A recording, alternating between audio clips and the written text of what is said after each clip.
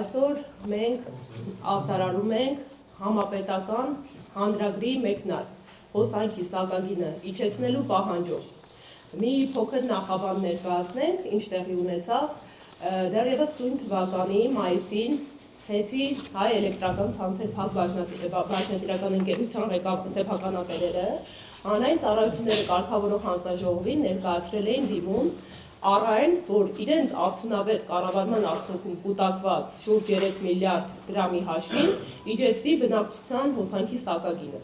Այս դիմումը մերժվել էր այն հիմնավորմամբ, որ հնարավոր է հետագա կիսամյակի ընթացքում այս սակագինը կուտակված գումարը նվազվի։ Ինչպես սեփականատերերը ճշգրտորեն հաշվարկել էին,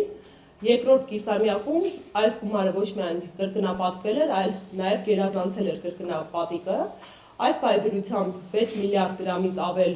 կուտակված գումար է առկա, եւ եթե կհիշեք, հոկտեմբերի 30-ին Տաճիր կապիտալի կողմից կրկին մուտքագրվեց հանրային ծառայությունները կարգավորող հանձնաժողով դիմում հոսանքի սակագինը իջեցնելու պահանջով։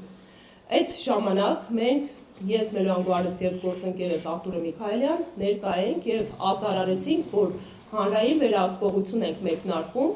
այս պետական մարմնի նկատմամբ, որպեսզի հոսանքի սակագնի իջեցումը, որը հիմնավորված եւ արդարացի պահանջ է, տեղի ունենա։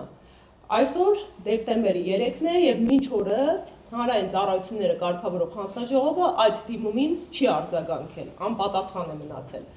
Հետևաբար մենք իդեմ մեր ձևով շարժման մեկնարկում ենք համապետական ստորագրահավաք հանրագրի տեսքով։